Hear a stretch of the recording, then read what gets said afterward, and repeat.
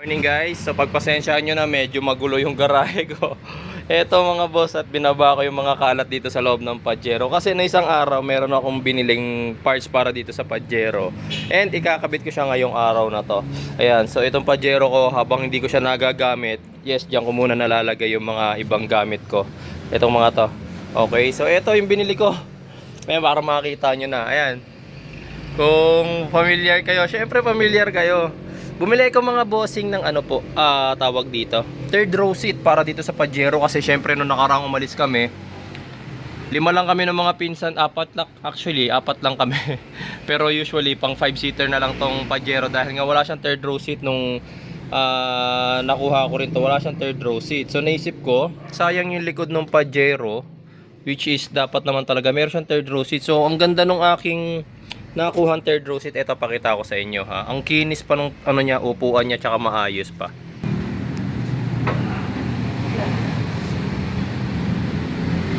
Ito siya guys, oh. Galing siya sa isang ano, Field Master. So yung pinagbilhan ko nito, nakukuha niya lang din ng Field Master niya. Tapos tinanggal niya yung third row seat kasi gusto daw niya 5-seater lang kanya Pajero, kasi silang dalawa lang naman daw nung anak niya sumasakay doon. Ang ganda pa ng upuan niyo. Diba? Napaka-pristine pa. Mechanism, halos walang kalawang. Kokonti, yes. Common niya, syempre ilang taon na yung Pajero, diba? Ayan o. Tapos, isa ilalim. Tinignan ko rin o, halos walang kalawang. Konti-konti na, tingnan yung puti ng ano. Kaya swerte rin ako sa pagkakabili ng third row seat na to. Ang linis ng upuan po. Diba? Tapos functioning well pa yung kanyang mechanism. Kanina nakita nyo na nag-fold ng maayos pa yung kanyang backrest. Isa ganun din eh.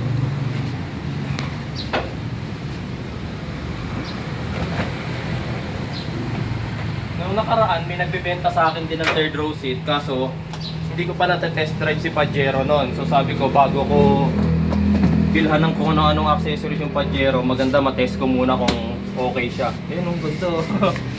Parang mas maganda pa nga yung seat cover nito kaysa doon sa seat cover ngayon ng mismong Pajero ko eh. So ito, kakabit ko na ngayong araw. Yun ang linis ng ano, di ba? Mechanism sa loob. Pati yung foam, maayos. Kabit ko lang to. Bumper clip lang naman. Ayan. Diba, linis pa ng foam oh. So, tsaka ang ganda rin ng ano niya, in fairness guys ang ganda nung Pajero Field Master na binili niya. Maganda. Mahilig din si Bossing bumili ng mga ano, yung mga sasakyan niya, parang medyo may mga ano, marami siya sasakyan. Kala ko nga gagamitin niya yung Pajero niya pang ano, pang off-road, hindi daw pang service lang daw nila nung anak niya. O, di ba ang dami kong kalat? Balik, kapit lang muna natin to guys. Tapos yung ibang kalat dito tatanggalin ko na.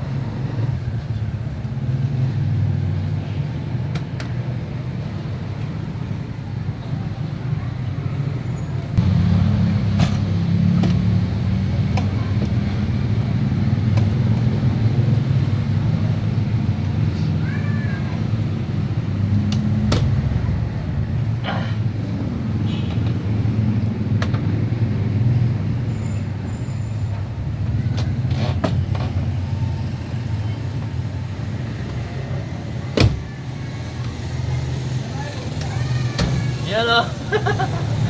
7-seater na yung Pajero. Sarap po. Ayos guys. O paano? Abangan nyo na lang yung susunod na video natin dito sa Pajero. Meron pa ako marami pa akong kailangan gawin dito. Tsaka plano ko linisin ulit yung interior kasi yung ibang moldings madudumi. So kailangan ko malinisan yung mga moldings, mga panels yan. So abangan nyo mga boss. Marami na pang gagawin dito sa Pajero na to. Salamat po.